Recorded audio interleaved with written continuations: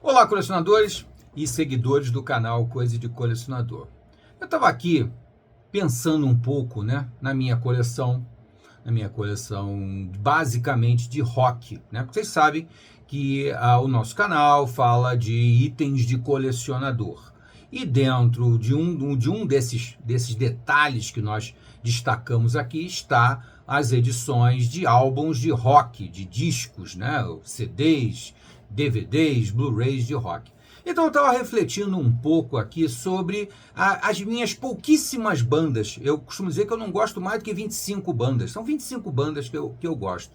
E algumas outras que só tem um álbum que eu gosto e tal. Mas assim, que eu gosto de pelo menos uns 3 álbuns, são no máximo 25 bandas. É bem pouquinho, tá?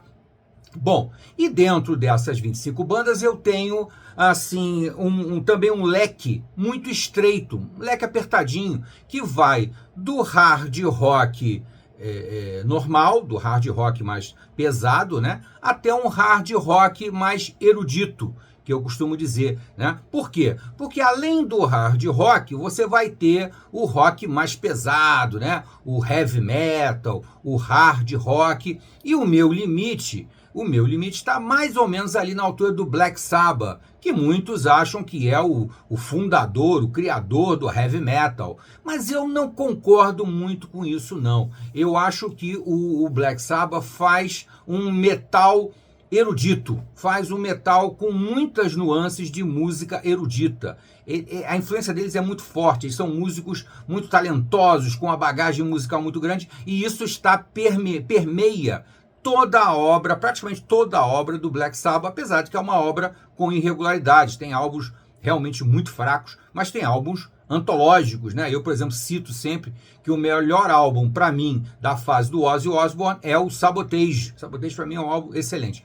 E na fase do Ronnie James Dio, que eu acho até um pouco melhor, eu vou encontrar ali o Heaven and Hell e o Mob Rules, que para mim são extraordinários. São álbuns que são bons de ponta a ponta, que você ouve na íntegra. Você não tem uma música que você acha mais chatinha. Bom, então se no extremo nós temos esse hard, esse metal erudito mais pesado, do outro lado você tem o mais suave, o mais erudito, o mais soft, digamos assim, que aí eu posso citar, por exemplo, aqui o Renaissance. Renaissance está no outro espectro, do outro lado do que eu gosto, mas que compõe bastante esse meu leque estreitinho de rock, Muito estreitinho. O Renaissance é, sem dúvida nenhuma, uma banda que faz um rock erudito, soft, Mas que tem também o seu peso, tem músicas bem legais, como a própria música, que é uma das mais emblemáticas, que é o Ashes Are Burning, Ashes Are Burning é uma música que tem um peso bem legal,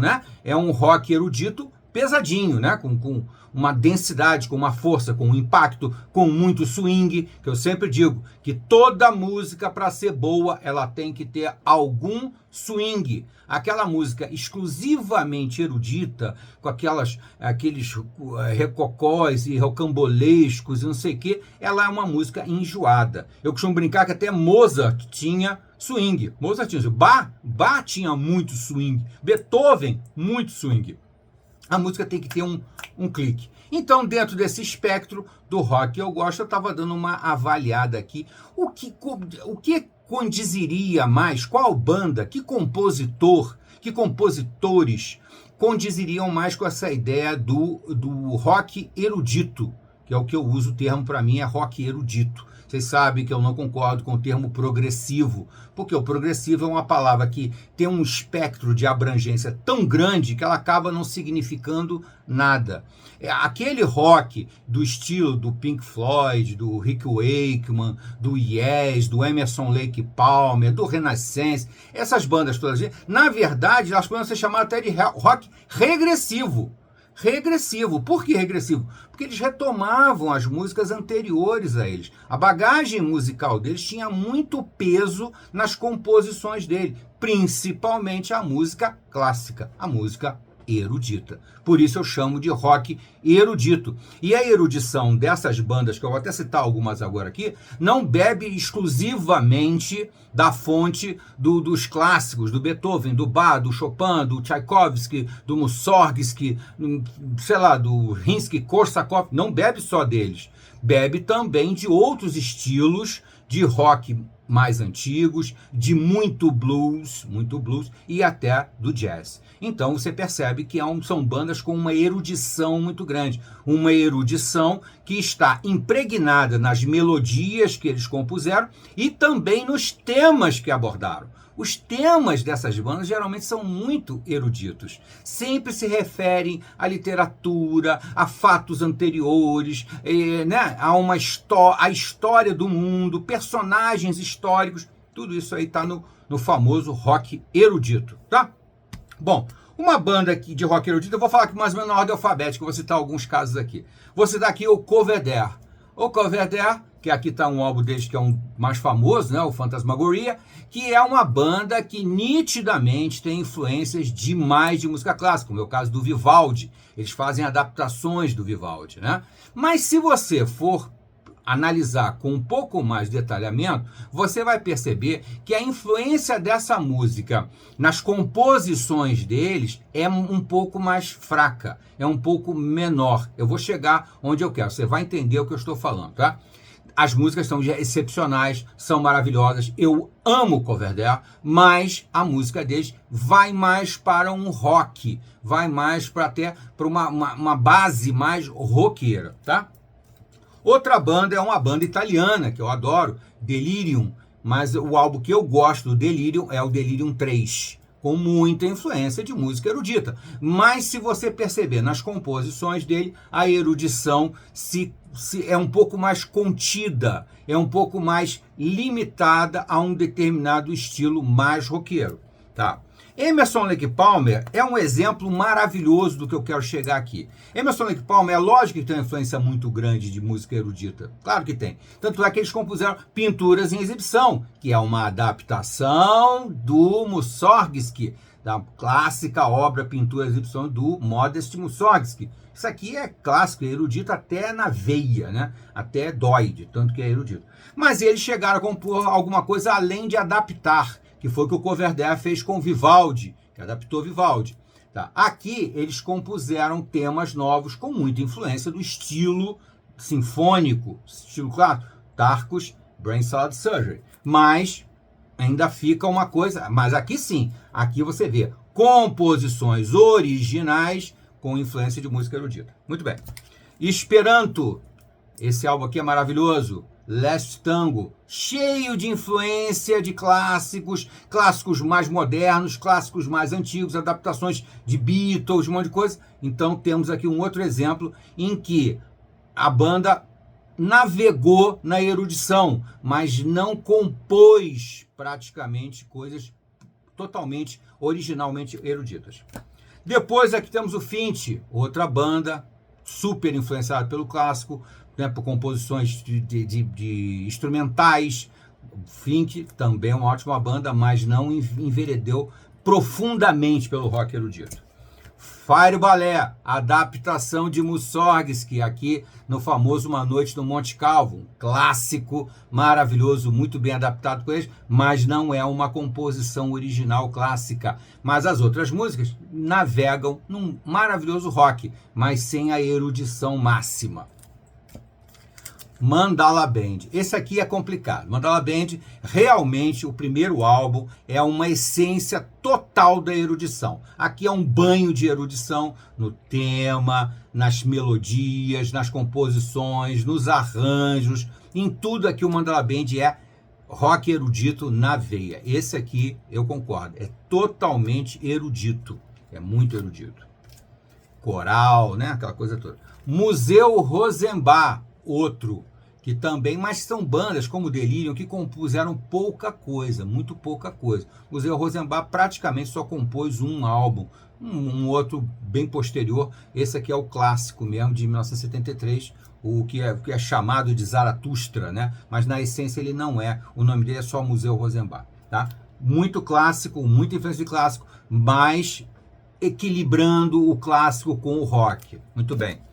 Nectar, outra banda sensacional, né, que é uma banda inglesa, né, muita gente pensa que é uma banda alemã, mas não é uma banda inglesa, que também tem uma influência de clássico muito grande, e essa sim, novamente consegue um equilíbrio. Eu diria que eu estaria aqui falando, por enquanto, de Emerson Lake Palmer, Mandala Band, Museu Rosenbach e Nectar, que conseguem equilibrar bem essa questão do rock com o erudito, bebem mais do erudito.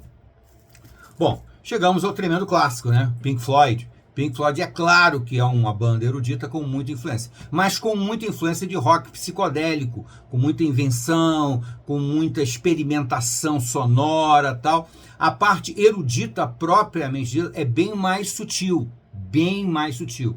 Eu estou buscando aqui quem seriam aqueles que têm mais a pegada real do rock erudito. Essa é a nossa pesquisa aqui, tá? Então, até agora, eu diria que o Emerson Lake Palmer por aí, conseguiu equilibrar, o Museu Rosenbach conseguiu equilibrar, o Mandala Band conseguiu equilibrar, mas, o Nectar também, mas menos, né? Agora eu vou pular na ordem alfabética aqui, eu vou pular mas eu vou falar agora do Renaissance. O Renaissance é outra banda que bebe muito do clássico, tanto é que eles adaptaram o Sherazade, né, do Rimsky-Korsakov, uma obra espetacular do Renaissance. Mas o Renaissance, do mesmo jeito que o Emerson Lake Palmer, também compôs coisas originais com uma pegada bem erudita, que é o caso do segundo álbum deles, né, que é o Ashes Are Burning, que é o maior clássico do Renaissance, e também, e mais ainda até, no Novella, que também tem uma pegada bem clássica, que talvez seja o álbum que mais equilibra o rock e o clássico, tá? Então, nessa pegada, eu diria que o Renaissance também fica naquele limite do equilíbrio entre o rock e o erudito, como é o caso do Emerson Lake Palmer, o caso do Mandala Band, do Museu Rosenbach, do Nectar, poucas bandas, né? Daquelas minhas 25 bandas que eu falei inicialmente. Daí, do Renaissance, eu vou pular pro Trace. Trace tá aqui, o primeiro álbum do Trace. Trace, banda agora me falou se é holandesa, não. Acho que ela é holandesa, ou alemã. E é uma influência de rock erudito demais. Mas, basicamente, nesse primeiro álbum, ele faz adaptações de clássicos, como Johann Sebastian Bach, ele adapta aqui em várias músicas, e quando ele não adapta, ele aproveita melodias do Bach para compor outras coisas aqui nesse álbum. É um álbum maravilhoso, mas basicamente são adaptações de músicas do Johann Sebastian Bach. Maravilhoso. O segundo álbum deles, sim, o segundo álbum, Birds, aí já vem um equilíbrio, porque você percebe as influências dos clássicos, mas as composições são originais, equilibra mais o clássico, o erudito com o rock. E no terceiro álbum, mais ainda, o famoso White Ladies. Aliás, famoso médio, né? Porque é o álbum menos conhecido da banda. Os dois outros são mais conhecidos para quem é fã de rock, conhece mais o Trace e principalmente o Birds. Mas esse álbum aqui também é muito bom mesmo, e tem essa coisa. Então eu diria que aí já estou com mais uma banda que eu considero que consegue equilibrar bem o rock e o erudito. Tá? Inclusive nos temas, eu sempre falo para vocês, os temas também têm que ser eruditos, referências à literatura, ao cinema, de preferência o cinema mais antigo, tal, para então demonstrar a erudição da banda, né? Muito bem. Aí eu vou chegar aqui no cara que, na minha opinião, é o que melhor equilibra essa questão do rock com a erudição, o rock e o erudito. Eu estou falando, logicamente, eu acho que não é muito difícil vocês adivinhar, deixa eu até arrumar aqui, porque senão vai ficar meio complicado. É o Rick Wakeman.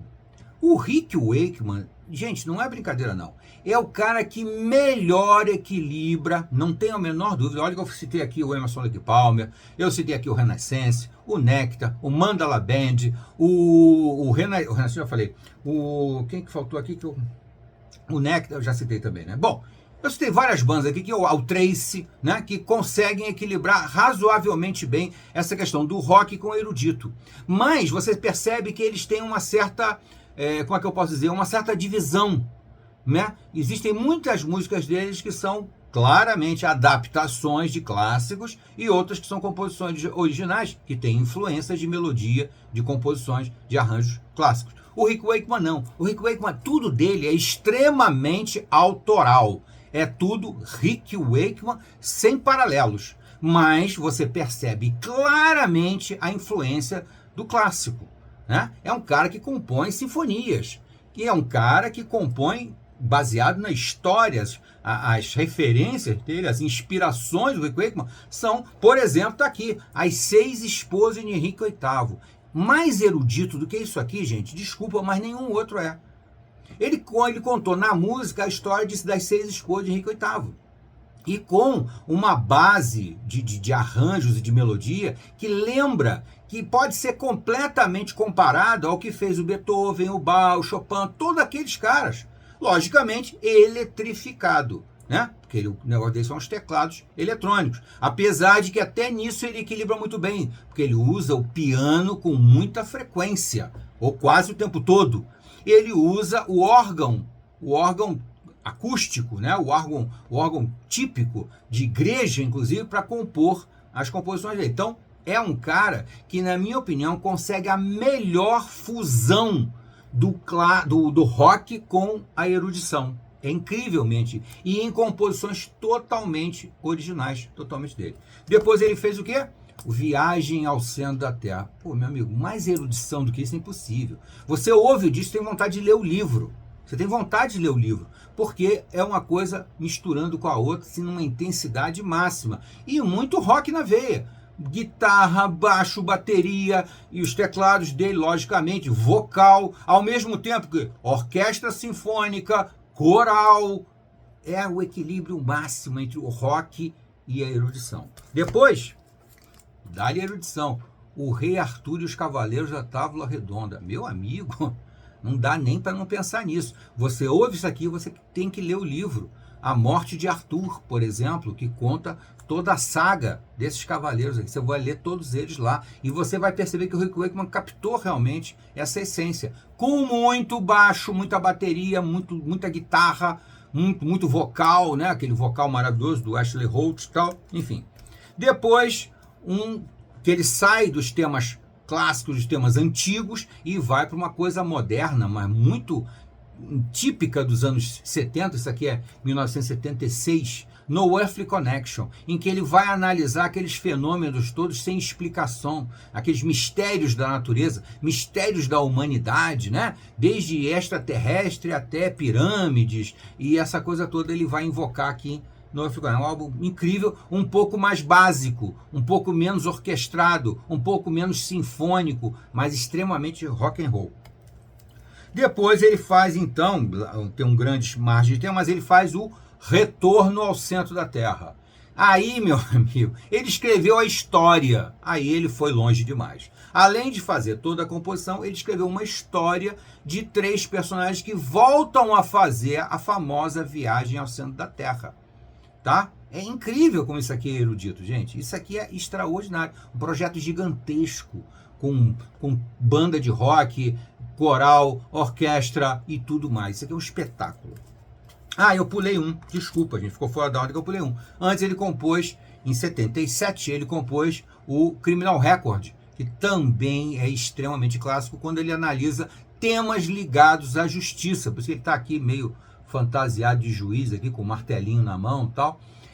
Que ele liga a temas ligados à justiça, ao crime. Ele analisa muito, que ele tinha feito uma trilha sonora sobre crimes de paixão, o filme Crimes de Paixão. Então ele ficou interessadíssimo sobre a questão dos grandes crimes da humanidade. Então aqui ele faz uma composição espetacular, analisando, ele estudou todos esses casos que ele analisa aqui e compôs esse álbum espetacular. Bom, depois, em 2010, ele volta a Viagem ao Centro da Terra. Aí ele revisita o álbum original e amplia ele, amplifica ele, bota ele maior. Maravilhoso. Ele conseguiu fazer uma obra-prima melhorar. Como é que você faz uma obra-prima melhorar? É difícil de imaginar, só ouvindo o Viagem na Terra de 2014. Mas é 2014? É 2014. 2014, a edição estendida, maior, com mais músicas do Viagem na Terra. Depois, em 2018, se eu não me engano, acho que é 2018, ele volta ao O Rei Arthur e os Cavaleiros da Távola Redonda, faz a mesma coisa que ele fez com Viagens na Terra. Ele amplia o que já era absolutamente perfeito, que era o Mitos e Lendas do Rei Arthur e dos Cavaleiros da Távola Redonda, de 75, ele amplia e faz isso aqui espetacular, que é o novo álbum Mitos e Lendas do Rei Arthur e dos Cavaleiros da Távola Redonda. Incrível esse álbum, sensacional. E aí, ainda, para finalizar essa obra maravilhosa, ele ainda gravou em 2020 esse álbum aqui, que é um pouco subestimado pelos fãs, tal, mas é um álbum excepcional. É o Red Planet. The Red Planet, baseado na pesquisa que ele fez sobre a superfície de Marte. Ele não só falou do planeta Marte, não. Ele gravou sobre acidentes geográficos em Marte.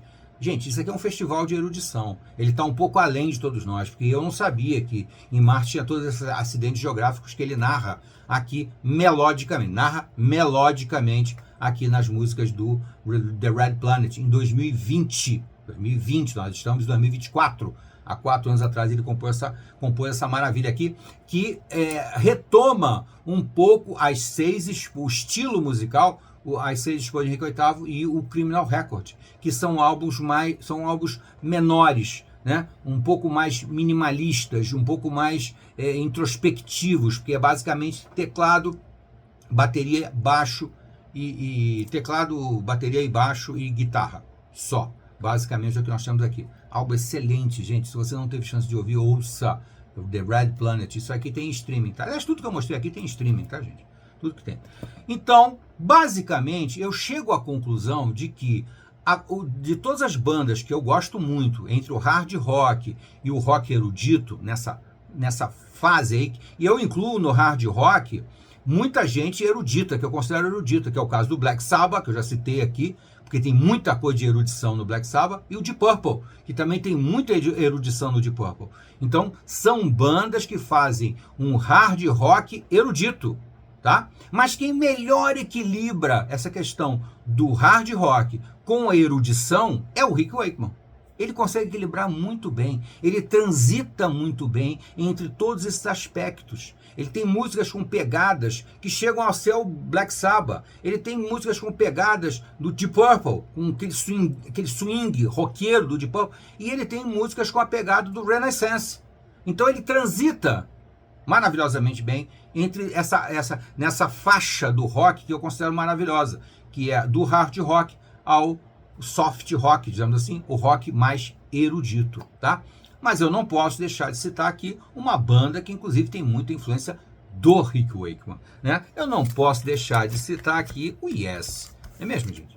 O Yes é outra banda que equilibra muitíssimo bem essa questão do rock, do jazz, do blues, do rock Beatles, né? Aquele rock mais Beatles mesmo, e a erudição, porque eles têm, logicamente, são 5 talentos geniais do rock e compuseram uma obra espetacular. Mas eu ainda acho que o Rick Wakeman, na carreira solo, consegue equilibrar melhor ainda essa coisa do hard rock até o rock erudito. Eu espero que eu tenha sido claro aqui. Mas não resta dúvida que o trabalho do Yes está ali na cola do Rick Wakeman, na cola. Tá o Fragile aqui, maravilhoso, esse álbum é um espetáculo. Tá aqui o Close to the Edge, outro álbum espetacular. Tá aqui um dos meus favoritos, que é o Tale from Topographic Ocean. Nossa, isso aqui é uma erudição extraordinária. E olha os temas que eles vão. Isso aqui eles fizeram uma pesquisa sobre o fundo do mar. Estudaram esse negócio todo para compor esse espetáculo aqui, que é o Tales from Topographic Ocean. E aqui, outro álbum espetacular. Esse sem o Rick Wakeman, mas um álbum também espetacular, que é o Relayer. Nossa, muita influência de música erudita, música clássica, muita coisa sinfônica. E aí, para fechar a fase do Yes, na melhor fase, aí volta o Rick Wakeman, o Going for the One, que também tem uma pegada que eu considero um mix muito bom desse rock, né? Um equilíbrio muito bom do hard rock ao rock erudito, rock um soft rock, digamos assim. Esse vídeo ficou um pouquinho maior do que eu imaginava, mas foi um momento de reflexão e que eu espero que vocês tenham gostado, tá? E se você chegou até aqui, deixa o seu gostei. Não gostou? Não gostei, faz parte. E também coloque nos comentários o que você acha, quem você incluiria aí. Eu sei que muita gente vai questionar que eu não botei algumas bandas aqui, eu não citei aqui, por exemplo, King Crimson, Gentle Giant, agora não vou lembrar. Algumas bandas que eu considero ultra eruditas. Essas bandas, o Gentle Giant, o King Crimson, para mim são bandas ultra eruditas, tá? Quer dizer, tem uma bagagem, uma filosofia musical de uma erudição extraordinária, mas para mim eles perdem no swing. Não são bandas que têm um rock com algum swing, eles são um pouco mais aquele rock erudito radical, tá? Extremamente radical, muita experimentação, né? Muita coisa às vezes até difícil de você gostar de primeira, você vai ter que ouvir com mais calma, você vai ter que gostar mais, mas respeito muito essas bandas, só que não entram na minha faixa de bandas favoritas. Para mim eles seriam além do rock erudito, é extremamente erudito. Como eu também acho que se eu for pro lado de cá, eu vou ter, por exemplo, o Dream Theater. O Dream Theater seria o outro lado, o hard rock, o heavy metal, o metal, né, com influências de erudição, sem dúvida nenhuma, mas um pouco mais agressivo, um pouco mais pesado demais, digamos assim, do meu gosto. Apesar que eu gosto, eu não vou dizer para vocês que eu não gosto do Dream Theater, eu gosto, como gosto também de uma outra banda, já nessa pegada mais heavy metal, que é o Conception. Conception também é uma banda que eu gosto bastante, mas estaria no espectro mais radical do heavy metal, do hard rock, como o Gentle Giant e o King Crimson estariam no outro oposto, aquela coisa bem mais soft e muito menos swingada, mas o lado de cá também é menos swingado, né? Se você pegar aquelas overdoses de virtuose da guitarra do Dream Theater, você às vezes também se perde um pouco na melodia, você se perde um pouco no swing mesmo da música, né? Então fica aqui a minha opinião para vocês sobre quem é que, na minha opinião, resume melhor, equilibra melhor a pegada do hard rock ao rock erudito, que é o Rick Wakeman. Tá bom, gente? Até a próxima.